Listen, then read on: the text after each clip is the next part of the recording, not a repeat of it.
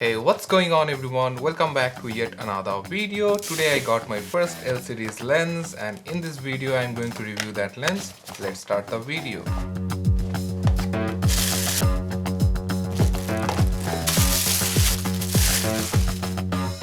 In case you guys are new to this channel, hi, I am Lipu Hossain. I review tech and camera gears. Consider subscribing if you want to help me out and hit that bell notification icon. Without wasting time, let's jump into the review.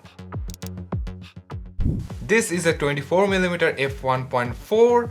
Yes, you heard me right, this is the f1.4 L series lens. This is the Mark II version which released I think 2008, almost 14 years ago. See this red ring around it, that's how you determine this is the L series lens. L series is the professional lineup for Canon lenses. This is a very expensive lens, even more expensive than the camera I am currently using, which is the Canon 90D. Let's discuss about the features first, then we are going to discuss about the price and whether you should get this lens or not. As I mentioned, this is a 24mm wide angle prime lens, so this is a fixed focal length, 24mm, nothing less, nothing more in a full frame body, but in APS-C crop sensor body, this is the equivalent of 38mm because of the crop factor of f1.6.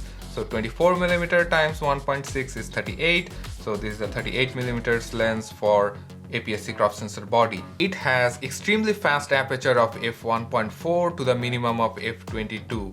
In case some of you don't understand what that means, it's basically the lower the number is, the more open the aperture blades are and more lights come through. That's why this lens is extremely good at low light situation, and also the lower the number is, the more shallower the depth of field will be, I mean more background blur. The autofocus is extremely fast, but as it's a USM lens, there is a little bit of noise when it tries to focus. Generally, STM lenses are more silent than the USM lens. In case of build quality, this lens is a tank. It's heavy and it has almost 650 grams of weight and it's weather sealed. Almost all the L series lenses are weather sealed and the filter thread is 77mm. So if you want to use filters with this lens, you need 77mm filters or you have to use step-up rings, and this lens doesn't have image stabilization, so yeah, that is something if you care about. As this is a prime lens, the images are sharper. Generally prime lenses are sharper than zoom lenses as there are no moving parts inside to zoom in or out.